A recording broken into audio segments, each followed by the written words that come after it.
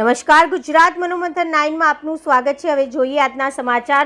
દિવ્ય પંથ foundation and charitable ટ્રસ્ટની તિરંગા સમિતિ આયોજિત એક સેલ્યુટ એક શામ સૈનિક કે નામ અને થેન્ક યુ મોદીજી કાર્યક્રમમાં આયોજન કરવામાં આવ્યું હતું। 22 એપ્રિલ 2025ના રોજ જમ્મુ કાશ્મીરના પહેલગામમાં આતંકવાદીઓએ કરેલા અધમ કૃત્ય 26 હિન્દુ અને મોતને ઘાટ ઉતાર્યા હતા અને તેમાં પણ ધર્મ પૂછીને બહેનોથી ભાઈઓને અલગ કરી ભાઈઓને મોતને ઘાટ ઉતાર્યા। બહેનોના માથાનું સિંદૂર ભૂસ્યું। આ અધમ્ય કૃત્યથી ભારતના 140 કરોડ નાગરિક ખૂબ જ ગુસ્સે હતા અને ભારત સરકાર અને ત્રણેય સૈન્ય દળ આતંકવાદીઓના આ અધમ કૃત્યને જડબાતોડ જવાબ આપવા કૃત નિશ્ચિત થયા હતા। આપણી સેનાએ ઓપરેશન સિંદૂર દ્વારા આતંકવાદીઓના 9 અડધાઓ ઉપર અને 100 જેટલા આતંકવાદીઓને ઉડાવી દીધા। સાથે પાકિસ્તાનને આપણી બોર્ડર પર સીધો હુમલો કરી નિર્દોષ નાગરિકોને મોતને ઘાટ ઉતાર્યા।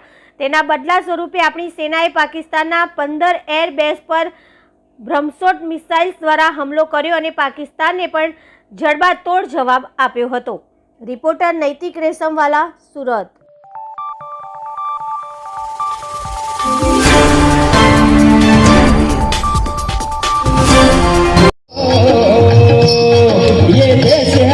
जवानों का अलबेलों का मस्तानों का इस देश के यारों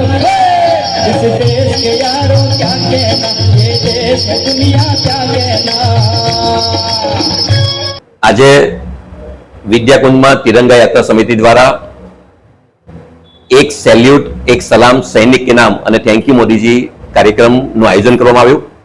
આ કાર્યક્રમને દેશભક્તિ ગીતોથી અમે સજાવવા માટે જઈ રહ્યા છે।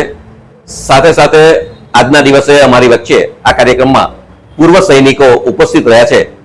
તેમને સન્માન આપી તેમને સેલ્યુટ કરીને અમે વર્તમાન સમયના જે સૈનિકો છે તેમને તેમના પ્રત્યેનો લાગણી વ્યક્ત કરવા, સંવેદના વ્યક્ત કરવાનો કાર્યક્રમ આજે યોજવામાં આવ્યો છે। આ દિવસે સૈનિકોની સાથે અમારા વિદ્યાકુંજના મેનેજિંગ ટ્રસ્ટી જયંતિભાઈ પટેલ સાહેબ, ધારાસભ્ય શ્રી પૂર્ણેશભાઈ અને અનેક લોકો જે રાષ્ટ્રને પ્રેમ કરે છે એવા લોકો ઉપસ્થિત રહ્યા છે અને કાર્યક્રમ માણી રહ્યા છે।